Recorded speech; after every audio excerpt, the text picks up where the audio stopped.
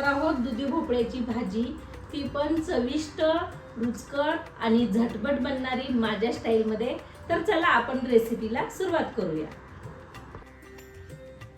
तर सगळ्यात आधी मी दुधी भोपळा धुवून घेतलेला आहे। आता त्याची साल काढून त्याचे बारीक फोडी करून घेणार आहे।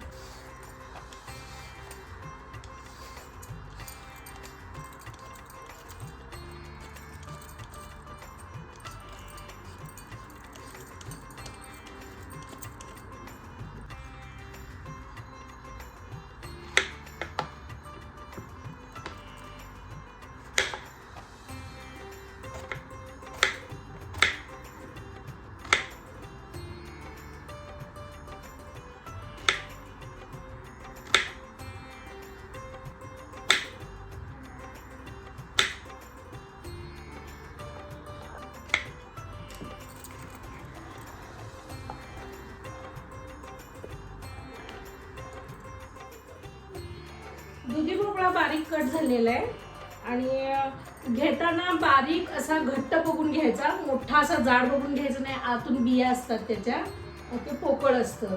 जितकं बारीक आणि घट्ट असेल ना तसा बघून घ्यायचा। आणि दुधी भोपळा आरोग्यासाठी खूप चांगला असतो। दुधी भोपळ्यामुळं आपलं तब्येत ही बारीक राहते। आणि विशेष म्हणजे जी बाळंतीण असते, डिलिव्हरी झालेली, तिला जर ह्याची भाजी वगैरे करून दिलं ना तर दूध ही खूप येत असतं तिला बाळंतीणला।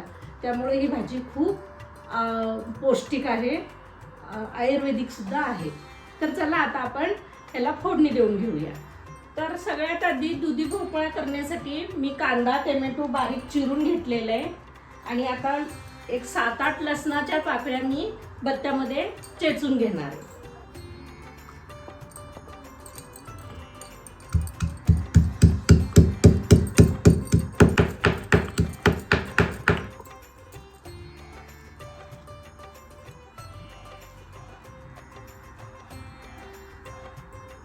लसूण जास्त बारीक पेस्ट नाही करायची, थोडंसं असं मोठं मोठंच ठेवायचं। आणि आता पॅन मध्ये तेल घालून पहिल्यांदा मी कांदा चांगला भाजून घेणार आहे।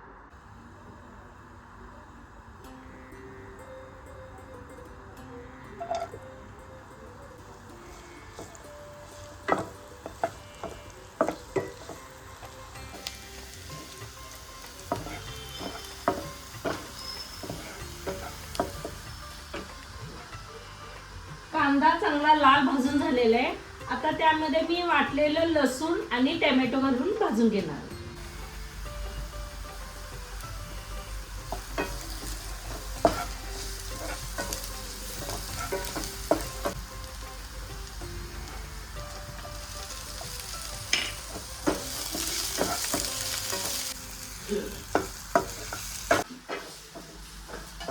मसाला आपला चांगला भाजून झालेला आहे, कांदा टोमॅटो लसूण वगैरे।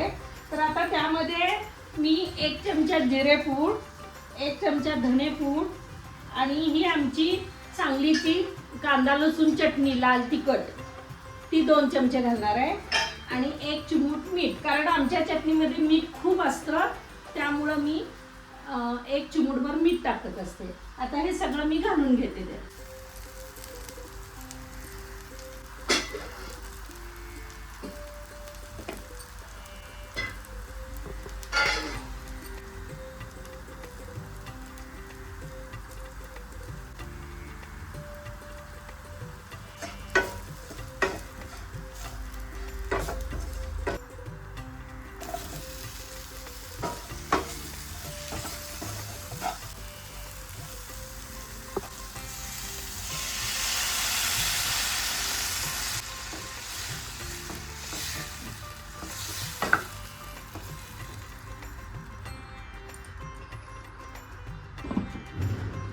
दुधी भोपळा त्यात 1 ग्लास पाणी घातले आणि मी 5 मिनिटांसाठी झाकून ठेवले शिजण्याला।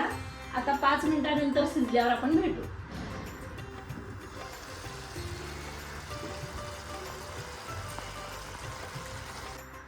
बघितलं का नाही कसं झटपट अगदी फास्ट मध्ये चविष्ट भाजी तयार झाली। आणि ही खूप पौष्टिकही असते। आणि अशा पद्धतीने तुम्ही करून बघा, तुम्हाला आवडेल। आणि जर हा व्हिडिओ तुम्हाला आवडला असेल तर लाईक करा, सबस्क्राईब करा आणि कमेंट करायला विसरू नका. चला बाय बाय, पुढच्या व्हिडिओमध्ये भेटू.